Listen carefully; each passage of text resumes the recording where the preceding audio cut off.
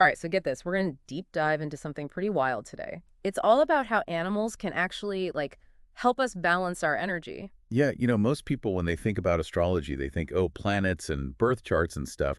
But Jyotish, this is Vedic astrology. It goes like a whole step further, I right? know, right? It connects specific animals to these planetary energies. Totally. And we've got these two YouTube videos from Lunar Astro, K2 Only Remedy You Require, and Remedies via Animals in Jyotish that are going to guide us through all these fascinating connections. Get ready for some unexpected pairings. We're talking rats and K2, dogs and Rahu, even cows and Venus. I know, right? Might sound a little out there at first, but when you actually think about the symbolism like behind each animal and the energies they embody, it kind of makes sense. Yeah, totally. So let's start with Ketu. Just a quick reminder for everyone listening, Ketu, it's that shadow planet in Vedic astrology. It's often associated with obstacles, anxieties, that feeling of being stuck. Exactly. And the animal that's linked to Ketu, Yeah. it's the rat. Oh, interesting. Think about how rats, how they behave.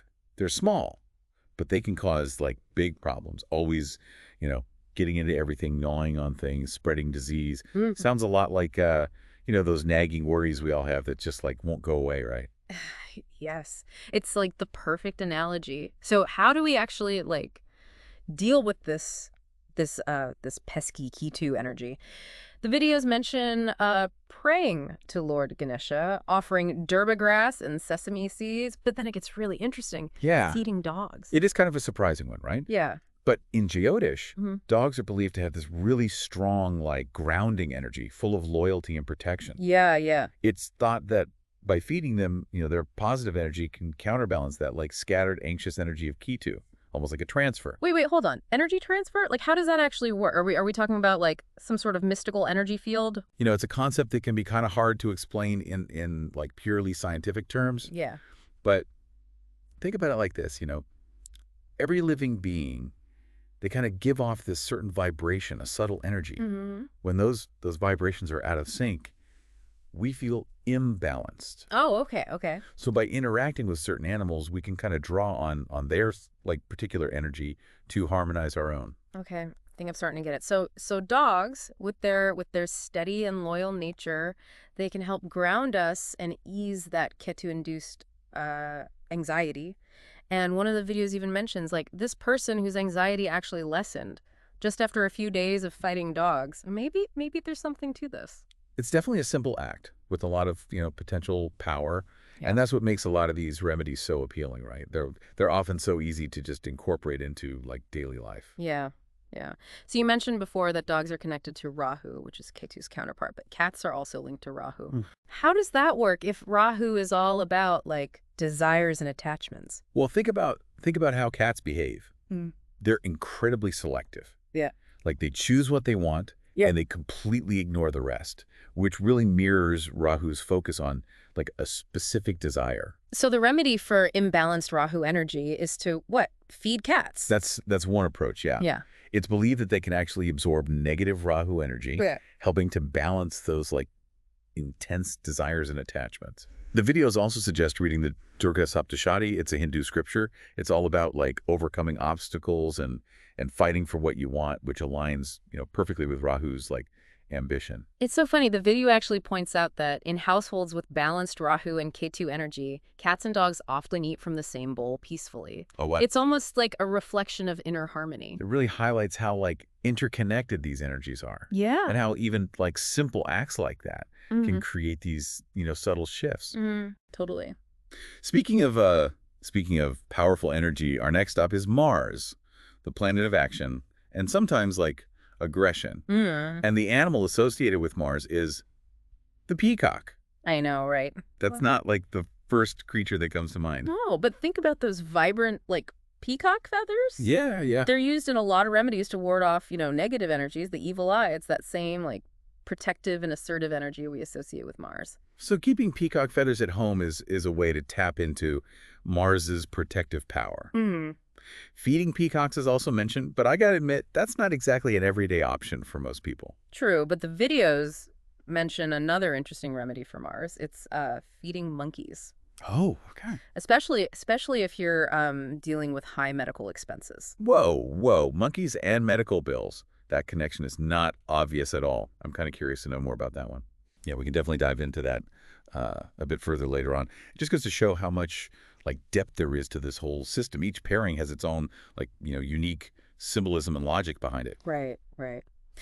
All right, let's shift gears now to the sun, the planet of, vitality, royalty, and our core identity. Mm, And the animal linked to the sun is the horse. makes sense, Yeah, right? yeah. Think about like the image of the sun's chariot, being pulled by 7 horses.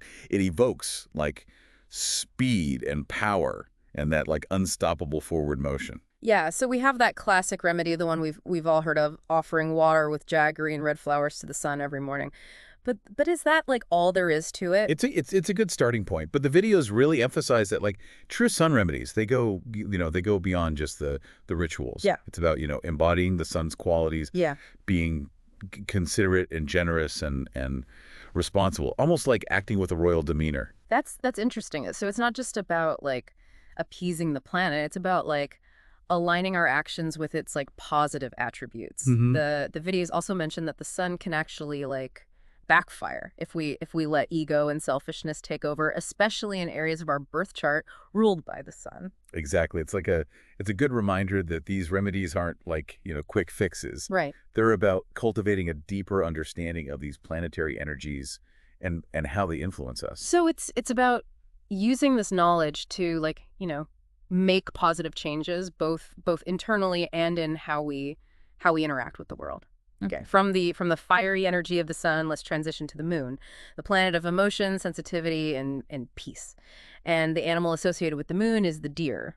Yes, the deer with its like gentle nature and its tendency to get startled easily, it beautifully reflects the moon's like vulnerability and sensitivity. And just like the sun, the moon is also considered a royal planet in Jyotish, which means remedies involve giving to others. Okay.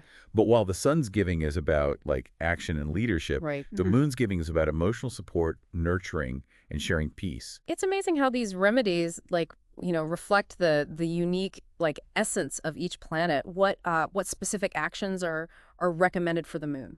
One that's really emphasizes is respecting and preserving water. Mm-hmm. The videos actually suggest not wasting water and donating to causes that protect water bodies, which makes sense when you think about the moon's connection to water and our emotions. I love that. It's like a good reminder that these remedies can actually like, have a ripple effect beyond our own lives and can benefit the environment as well.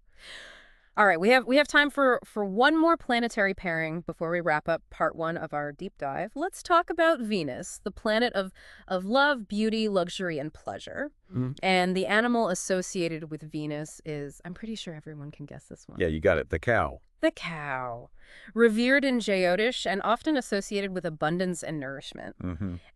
And the classic remedy for Venus is feeding cows, especially on Fridays. It's about connecting with that energy of, giving and receiving, nurturing and being nurtured. Yeah. It's such a beautiful act of kindness, and it aligns perfectly with Venus's energy of love and compassion. But for those of us who like don't have a cow handy, Yeah. are there other ways to appease Venus? Absolutely. The videos actually explain that Venus remedies, they extend beyond just like physically feeding cows. Yeah. It's about any act of sharing food and providing, comfort to others. Yeah. So like, cooking a meal for someone or donating to a food bank or even offering a cup of tea to a friend. It's all about expressing like love and care through nourishment. I love that. It makes the concept so much more like accessible and relatable. Yeah. It's not about, oh, I got to find a cow. It's about embodying that spirit of generosity and kindness in our daily lives. Exactly. And remember, Venus also like dislikes violence and harsh language. Oh, okay. So practicing kindness and diplomacy, like speaking thoughtfully and respectfully, that's another way to kind of appease this planet. This has been so fascinating. I'm already starting to see like the animals around me in a different light, thinking about the energies they embody. We've covered a lot in this first part, from Ketu and the the surprising role of dogs to Venus and the simple act of sharing food. But we're just getting started. Welcome back to our exploration of animals and astrological remedies. Yes. I'm excited to kind of dive into some more fascinating Yeah, connections. me too. It's incredible how these like seemingly ordinary creatures can actually play a role in balancing our planetary energies. Right. And we've only just like scratched the surface. So where are we headed next on our animal astrology adventure? Let's talk about Mercury, the planet of communication, intellect, and commerce. Okay. And the animal that's associated with Mercury is the parrot. Ah, the parrot. Known for its mimicry and its ability to like learn human speech. It's like the perfect symbol for Mercury. Right. So does that mean like if we want to strengthen our Mercury, we should all like start chatting with parrots?